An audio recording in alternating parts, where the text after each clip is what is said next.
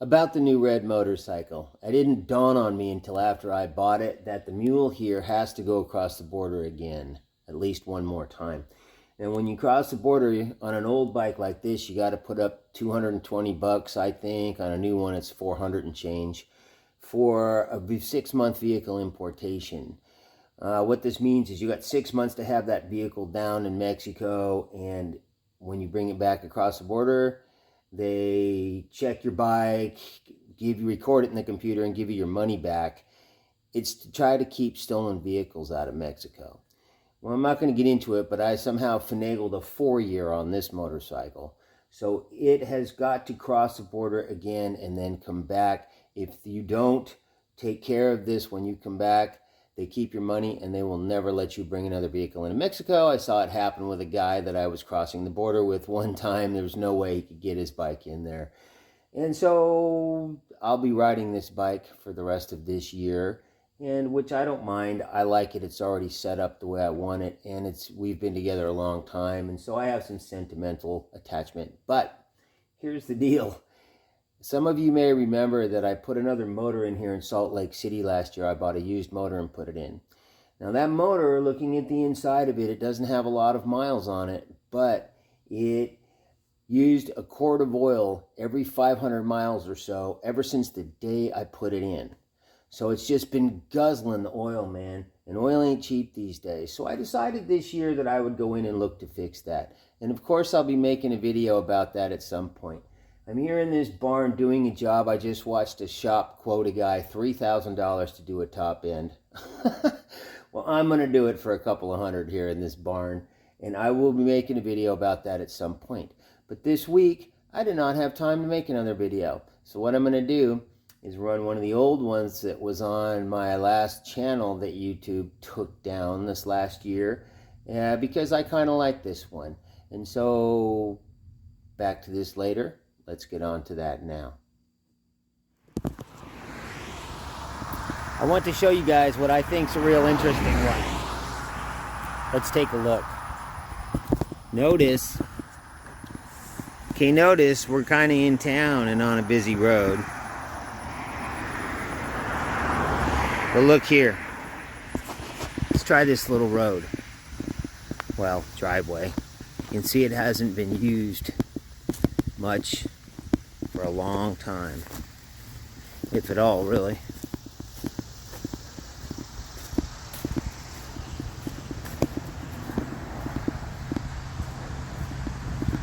Here we have an old abandoned house, but it's I think it's pretty well gutted inside.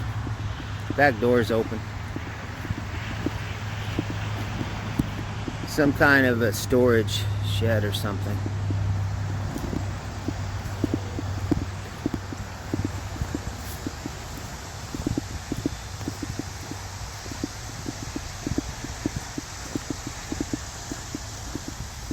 And here we got a barn. It's actually some kind of a workshop inside, I think. Pretty big place.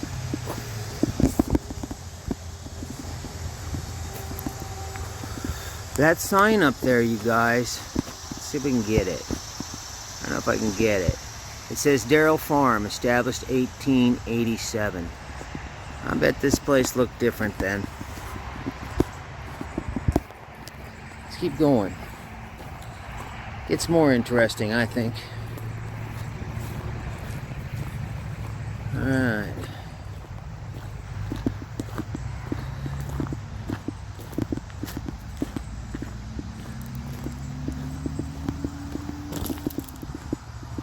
A road out there. But you are right. We have what is actually a fairly large house.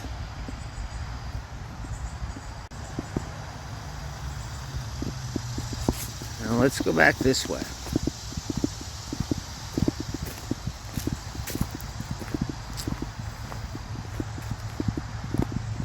Down here. I'm in Alabama, by the way. All right.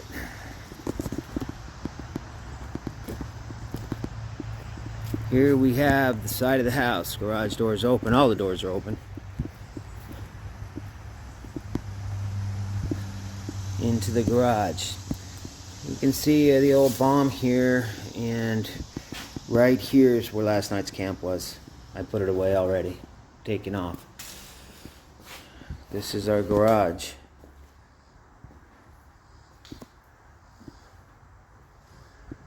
Look at this big old painting.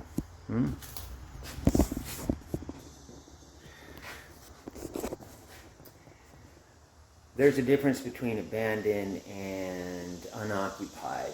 To me, a lot of the unoccupied houses, it's like, somebody's mother died or something and they lock the house up and they don't have the money to keep it up and they don't realize it's abandoned yet. But I don't do B&Es. This one is completely abandoned. And let's take a look. All the doors are wide open.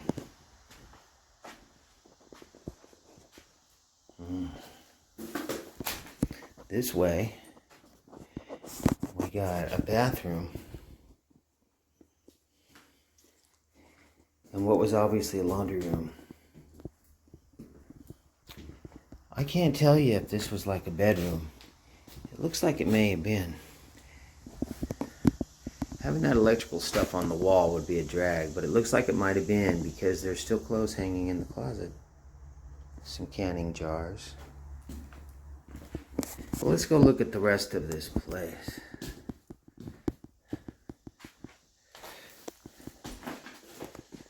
There's a kitchen. Electric range, huh? Not too shabby. We got us a few appliances. Crock pot. An egg beater, it looks like. And the living room. And one of the interesting things here is this here piano.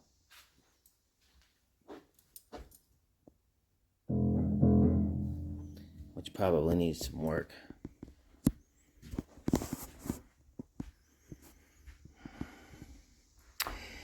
I don't know what room that would be because I think this is the living room. So we got one bedroom so far. We'll count them. Pretty nice place, huh? Couch. I think this hutch here is interesting. Let's see if I can get any light on it. Yeah, there it is a little bit. That's it. Into the hallway. Okay, this is the front door. Try it. See, all the doors are open. All the doors are open. All right. That was one bedroom. Kitchen's over there. Here's the second one. Well, no, this has to have been a study, I guess they call it. Guy's got a lot of books, man. Well, a bunch of them left here. Haven't found any I liked so far. A mattress. You can see here where the roof's coming through. Once the roof comes down, the places really start to go. Floor is soft there. I think I'd fall through it maybe. Look at all these National Geographics. There's a big collection of them. And some of them go back to the 60s. That's as far as I looked at any of them. We have this bookshelf. And I'm going to assume this maybe was the guy who lived here.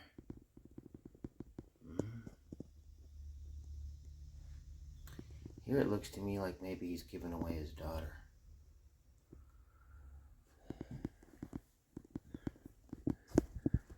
A lot of self-help books and a lot of health books. Makes me wonder about his health. Let's take a look back here.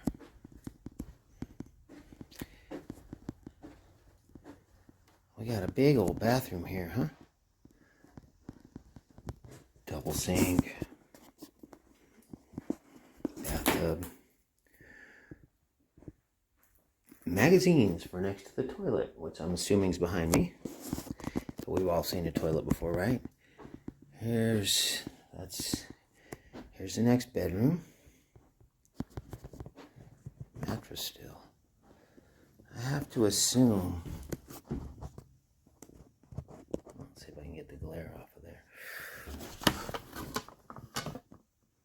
that this was maybe his son.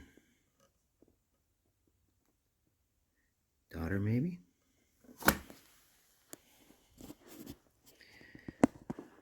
An empty closet. Just a bedroom. Alright. So what's that? 1, 2, 3. This is my favorite bedroom, I think. No, it's not. But I like it. Look at this dresser. Must have had a mirror in it at one time, huh? Here's an interesting book. God, A Brief History. Doesn't look very brief to me.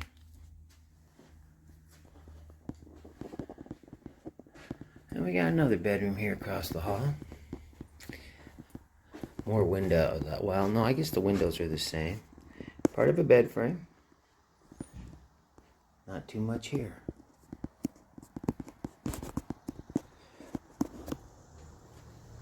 We got us a beautiful yard out there.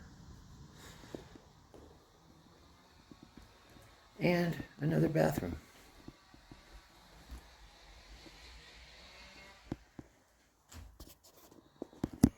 Animals kind of taking over. Look at that, a tiled shower. Yeah. What did I count? 1, 2, 3. That's a bathroom. Oh. 3, so counting that room in the back, maybe 4 bedrooms. I think there's a vacuum cleaner. But here's something I'll bet you guys haven't seen in a long time. Look at this. Yeah, I haven't seen one of them in a while, huh?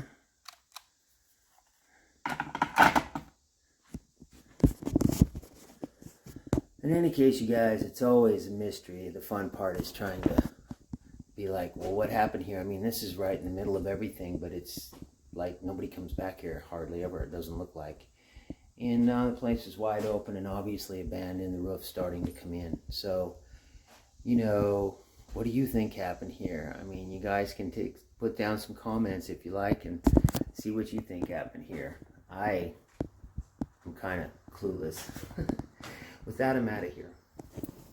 Over the years, my exploration of these old abandoned places has really brought home to me the true value of stuff. No matter how extravagant or how big of an empire a person builds, once they're gone, their stuff simply begins to turn back to dirt. Actually does turn back to dirt in no time. And it just makes me realize that all the stuff I have is only here to serve the journey of my spirit. It's only a backdrop to make the human movie possible. That's what its real value is. That's what these things have brought home to me.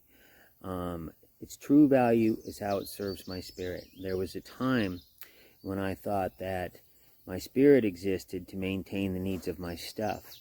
And I spent a lot of my time, maybe almost all of my time, going out every day to try to hold my empire together. And I believed my spirit existed to maintain it. Somewhere that turned around, and I came to this idea that the stuff exists to maintain and make possible the journey of my spirit, right?